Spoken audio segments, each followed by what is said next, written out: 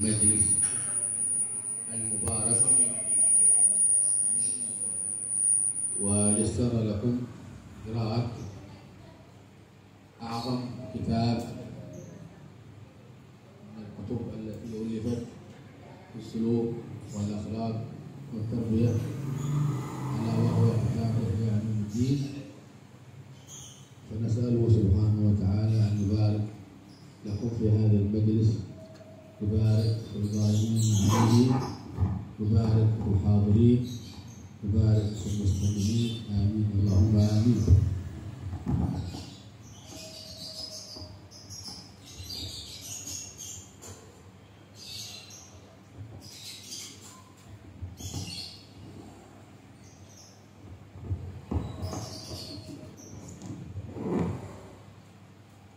Bismillah, walhamdulillah, wassalatu wassalamu ala rasulillah. Setelah beliau memuji kepada Allah subhanahu wa ta'ala, juga berselawat kepada Sayyidina Muhammad sallallahu alaihi wasallam, beliau menyampaikan kepada kita semua, yaitu kita bersyukur kepada Allah subhanahu wa ta'ala. Di siang hari ini, di siang penuh berkah ini, kita semua mendapatkan taufik, kemudahan dari Allah subhanahu wa ta'ala untuk duduk dalam sebuah majelis yang mulia. Beliau sampaikan, kenapa majelis mulia? Karena tempat ini dibacakan daripada A'zamul Kutub, yaitu kitab yang paling mulia. Daripada semua kitab-kitab yang ada, maka kitab Ihya Ulumuddin beliau sampaikan adalah kitab yang paling mulia, kitab yang paling agung, yang membahas tentang semua keadaan kita, baik itu akhlak kita, baik muamalah kita. Maka kitab Ihya Ulumuddin ini adalah salah satu kitab yang agung di antara kitab-kitab yang lain. Wa nusalli wa nusallim ala sayyidina Muhammadin man ahya Allah bihi ulumuddin wa dallana ala kaifa nuhyi ulumuddin. Allahumma rzuqna fi dunya ziyaratah wa fil akhirati shafa'atah wa la tahrimna ru'yatah. Amin.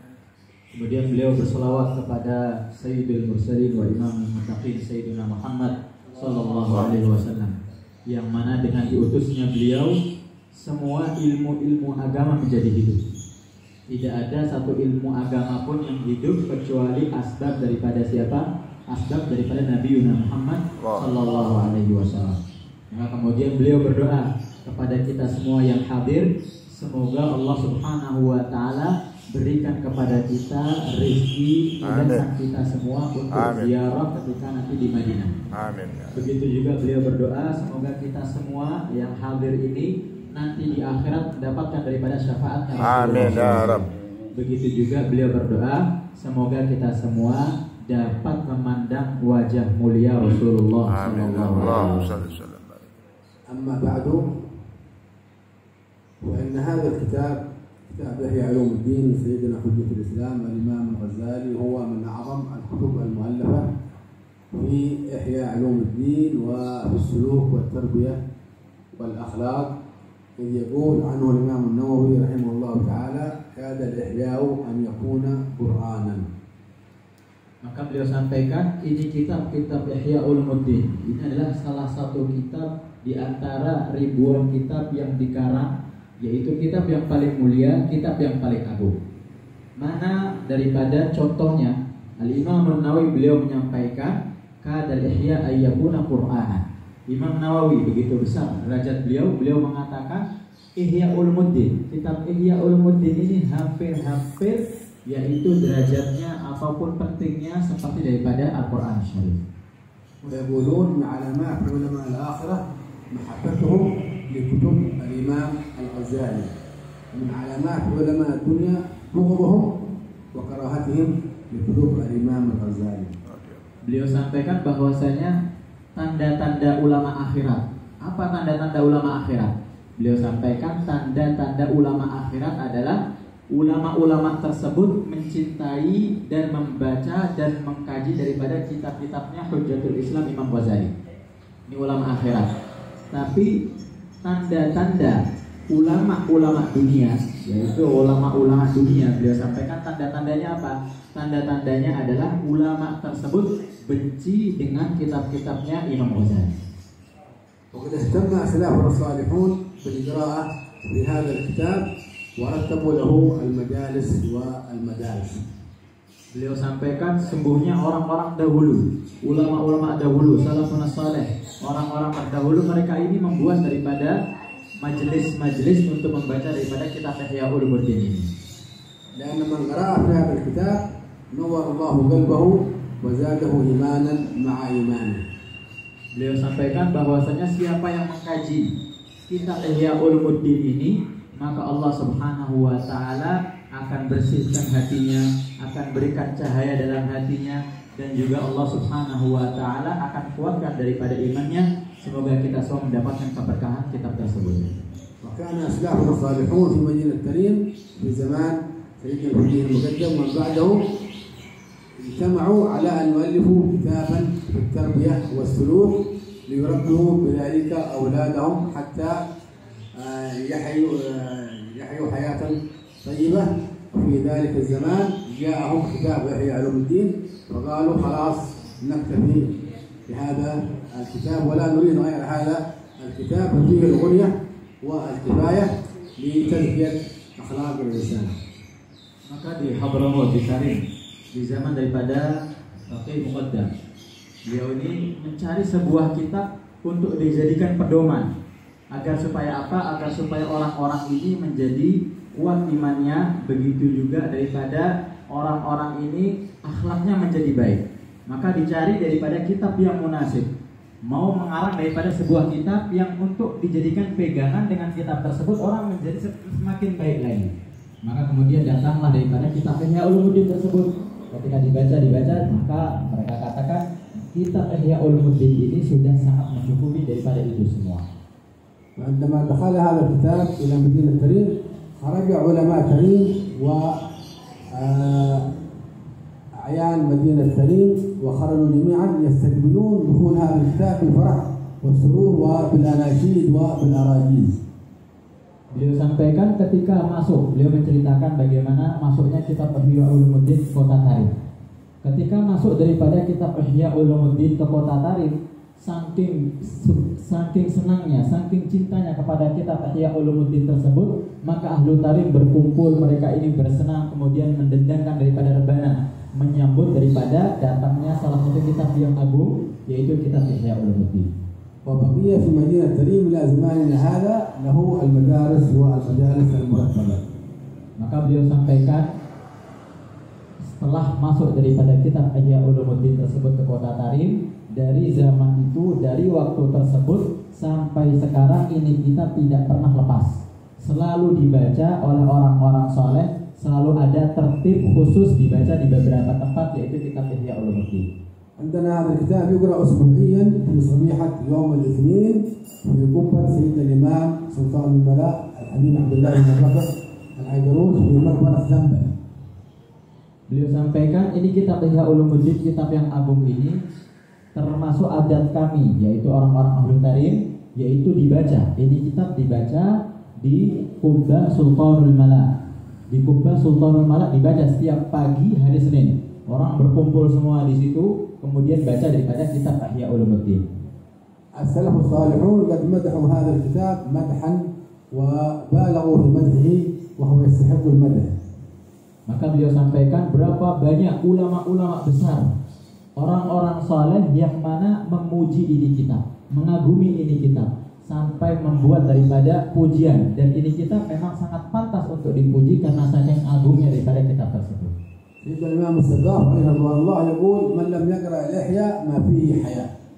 Sayyidina Imam Segaf beliau mengatakan bahwasanya siapa yang tidak mengkaji kitab Ihya, siapa yang tidak membaca kitab Ihya, maka sesungguhnya orang tersebut tidak mempunyai rasa malu.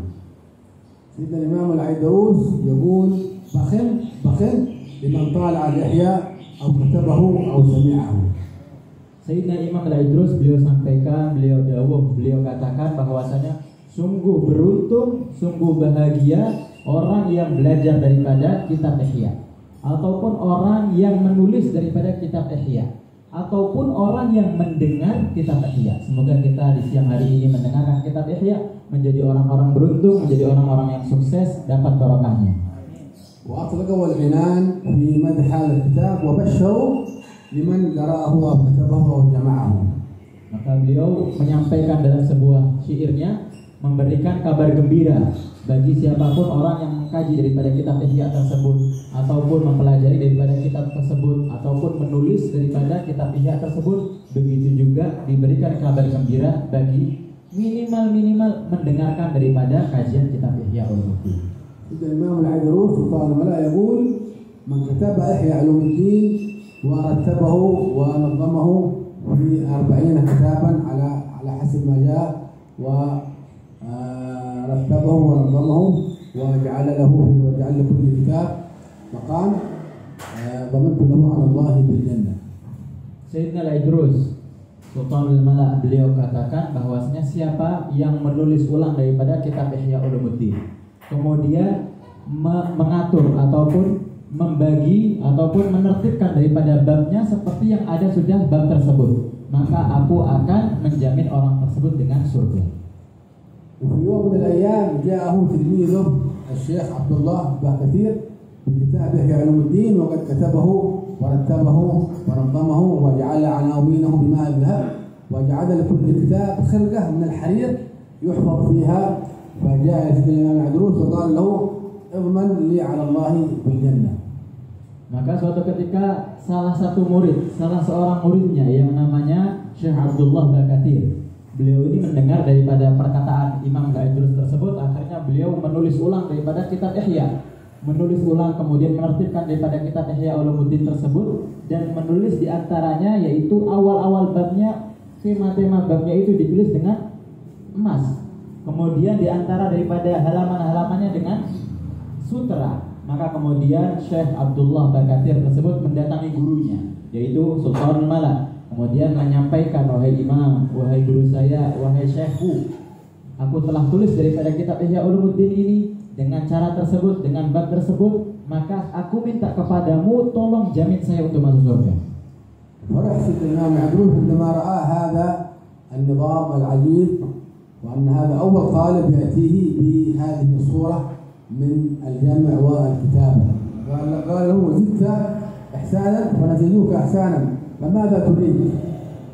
Maka kemudian setelah sampai kepada Sayyidina Al-Idrus Sultanul Mala begitu senang melihat daripada salah satu santrinya datang membawa kitab yang paling dicintai pula. Maka Sayyidina Al-Idrus beliau melihat daripada kitab tersebut begitu indah, maka kemudian beliau katakan, kamu telah menambahkan keindahan dalam kitab ini karena ditambah dengan tinta emas dan segala macamnya. Maka Sayyidina Al-Idrus katakan, kamu telah menambahkan suatu kebaikan, maka aku akan tambahkan kepada kamu kebaikan lagi. Apa yang kamu inginkan?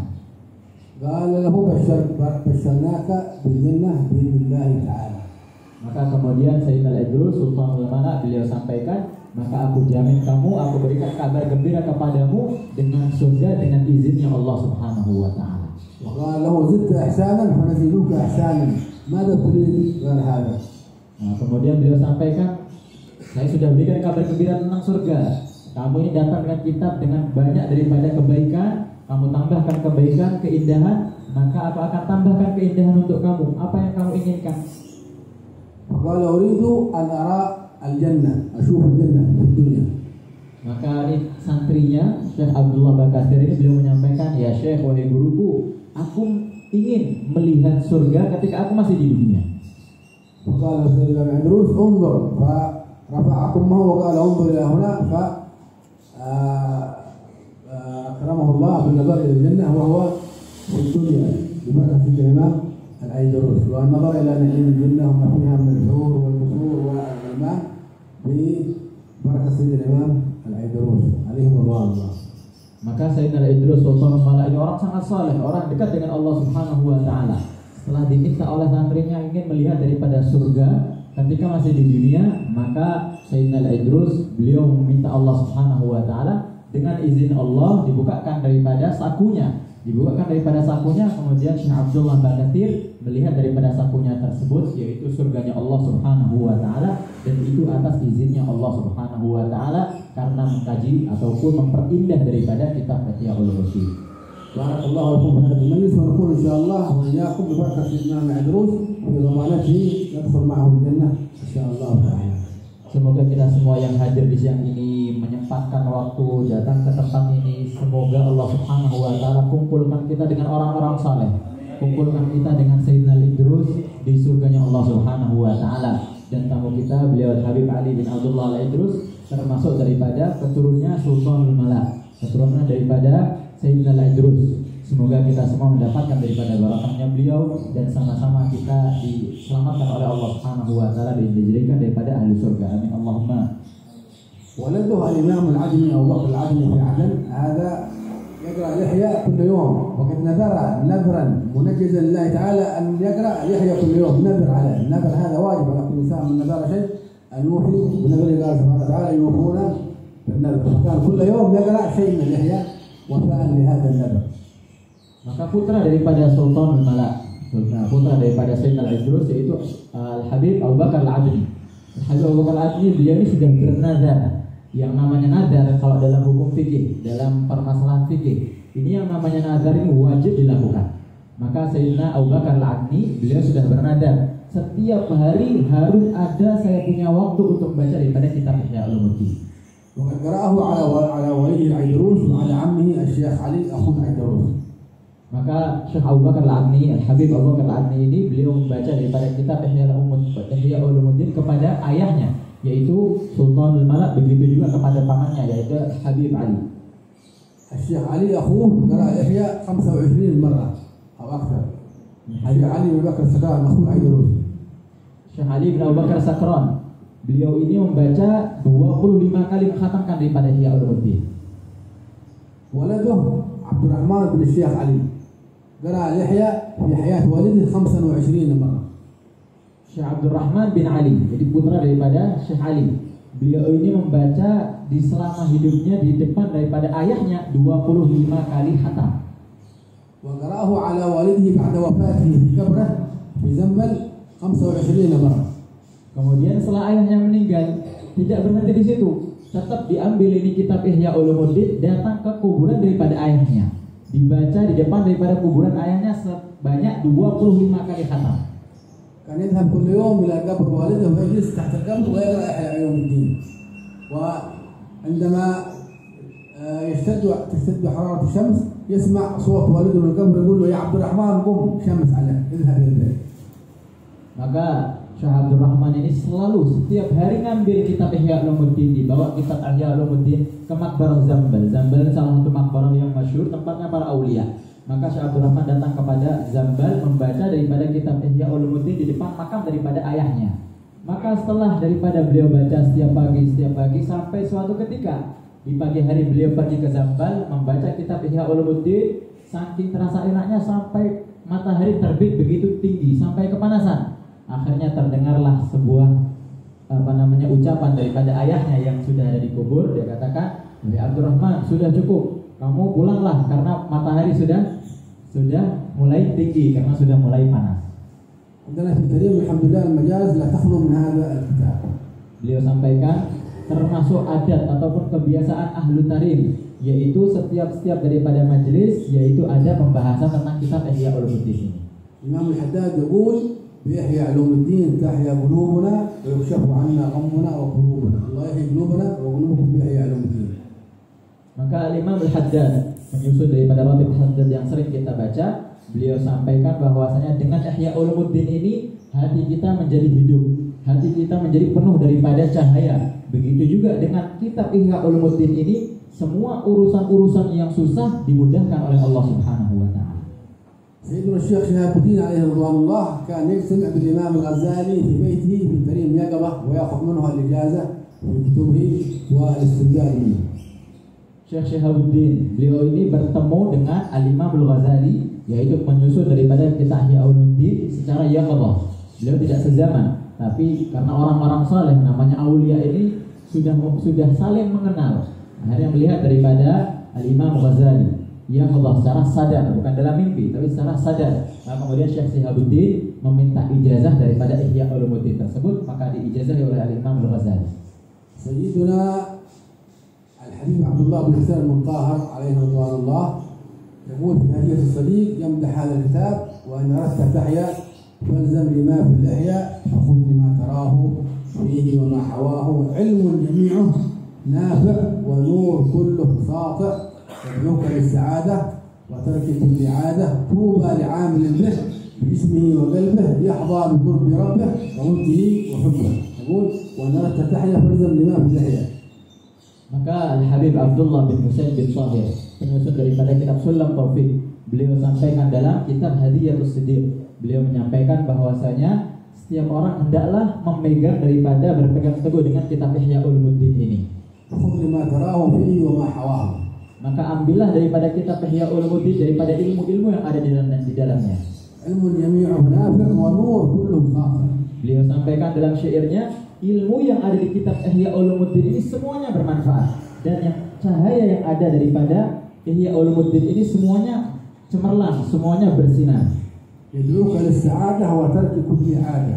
Maka ini kitab akan menjadikan kamu menjadi orang-orang yang bahagia dan meninggalkan daripada adat-adat yang tidak baik. Maka sungguh berbahagia, sungguh beruntung orang yang mengamalkan ini kitab, baik dalam jasadnya ataupun dari hatinya. Maka orang tersebut akan mendapatkan dekat dengan Allah Subhanahu wa taala, wuddi, mendapatkan daripada cintanya Allah Subhanahu wa taala. Orang mengamalkan ini akan mendapatkan cintanya Allah Subhanahu wa taala. يذكرون عن صلاح الدين الأيوبي. صلاح الدين الأيوبي الذي فتح بيت المقدس بعد أن كان بيت المقدس في أيدي النصارى، وذلك الفتح كان في 27 من رجب سنة 583 هجرية يوم الجمعة. Diceritakan bahwasanya Imam Salahuddin Al-Ayyubi yang membuka daripada Ayyubi هذا يعني هو أنه من الأقران صلاح الدين الأيوبي اللي جعله سيدنا الشيخ عبد القادر الجيلاني جعله صغير جعله مؤثر عليه. Maka Imam Salahuddin Al-Ayyubi ini, beliau ini didoakan oleh Syekh Abdul Qadir Al-Jailani. Didoakan oleh Syekh Abdul Qadir Al-Jailani. تعالوا وهو صغير لما جاء به أبوه الشيخ عبد القادر الجيلاني فمسح عليه ودعا له. Beliau ini Syekh Salahuddin Al-Ayyubi dipegang daripada kepalanya, kemudian didoakan oleh Syekh Abdul Qadir Al-Jailani. تعرفون أن صلاح الدين الأيوبي هذا فتح بيت المقدس. بيت المقدس في فلسطين بعد حرره من أيادي النصارى. Maka seperti yang kita tahu semua, yaitu Imam Salahuddin Al-Ayyubi buka daripada Baitul Maqdis setelah dipegang oleh orang-orang Nasrani. Beliau yang buka daripada Baitul Maqdis. وقبل أن يفتح بيت المقدس كان يأمر جنوده بالقراءة في كتاب إحياء علوم الدين. Maka Al-Imam Salahuddin Al-Ayyubi sebelum menaklukkan daripada Baitul Maqdis, beliau memerintahkan kepada semua tentaranya untuk mengkaji, untuk membawa, untuk membaca daripada kitab Ihya Ulumuddin. يأمرهم بالقراءة فيه بتوصية من شيخه الإمام محمد النيسابوري. Maka beliau memerintahkan untuk para tentaranya membaca daripada kitab Ihya Ulumuddin seperti perintah daripada gurunya Al-Qutub, yaitu An-Naisaburi. لأن من قرأ في هذا الكتاب صار مولعا بحب الآخرة وبغض الدنيا. Maka beliau sampaikan, siapa yang baca ini kitab Ihya Ulumuddin, maka dia akan sangat cinta dengan akhirat dan tidak cinta lagi kepada keduniaan. امتلأت قلوب الجنود بمحبة الجهاد في سبيل الله وحب الآخرة وبغض الدنيا، ففتح الله لهم بيت المقدس في يوم الجمعة 27 من شهر رجب الحرام. Maka setelah daripada para tentara membaca daripada kitab Ihya Ulumuddin ini, mereka ini semakin tumbuh semangatnya, semakin cinta dengan kampung akhirat dan semakin tidak cinta dengan kehidupan dunia. Asbab daripada itu tumbuhlah daripada kesemangatan tersebut, sehingga takluklah daripada Baitul Maqdis, takluknya Baitul Maqdis di hari Jumat 27 daripada bulan Rajab. Jadi setelah 583 Hijriah. Di tahun 538.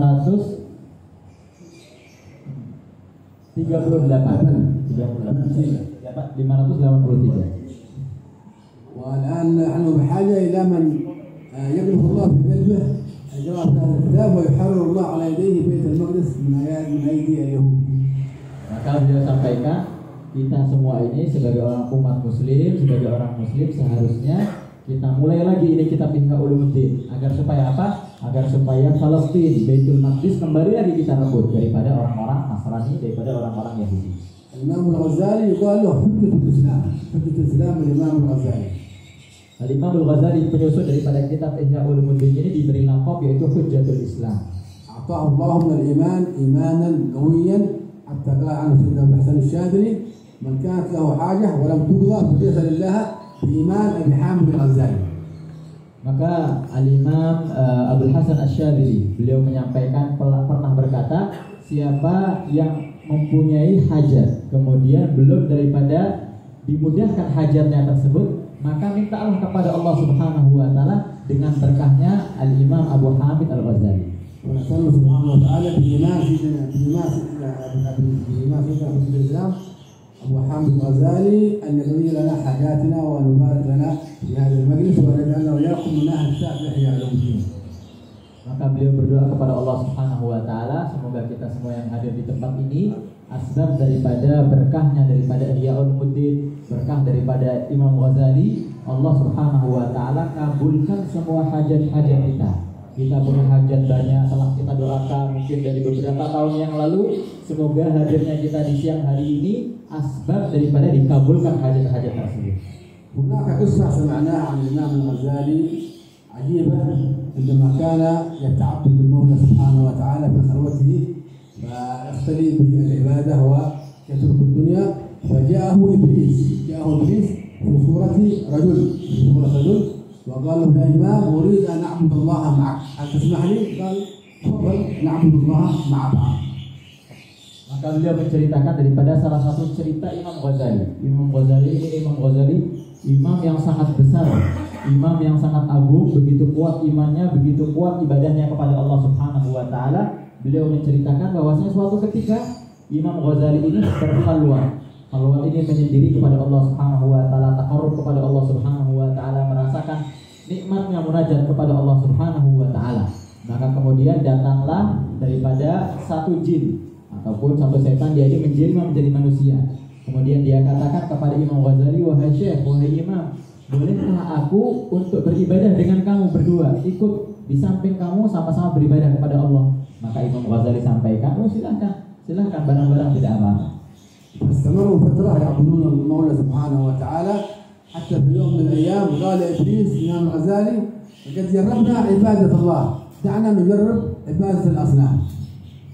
Maka kemudian si iblis tersebut yang menjelma menjadi daripada manusia, dia ini akhirnya beribadah kepada Allah berdua dengan Imam Ghazali. Bertahun-tahun sama-sama beribadah kepada Allah Subhanahu wa taala.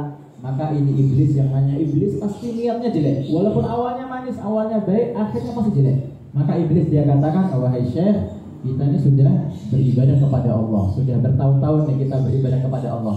Gimana kalau seumpamanya sekarang kita coba beribadah kepada selain Allah?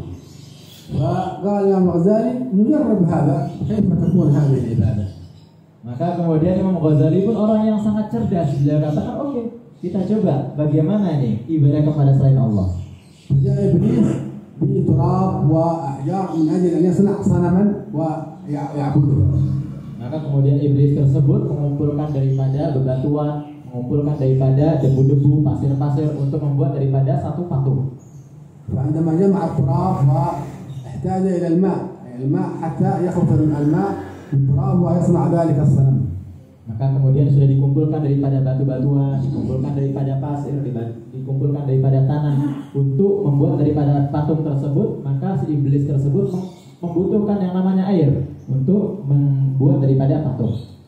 وقام إبليس ليحضر الماء وقال الإمام الغزالي لا تحضر الماء وإنما يكفي أنا سأبول في هذا التراب وتخلط هذا التراب بالبول ثم تصنع منه صنما.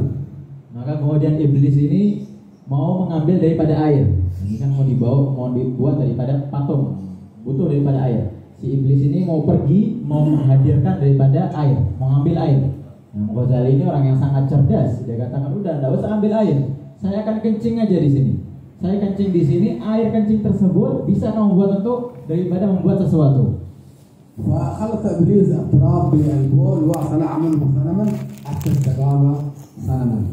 Maka betul kemudian setelah daripada Imam Ghazali mengeluarkan daripada kotorannya ataupun kencing di situ, iblis membuat daripada patung, menyampurkan daripada tanah, pasir, kemudian dengan air kencing tersebut dibuatlah daripada satu patung.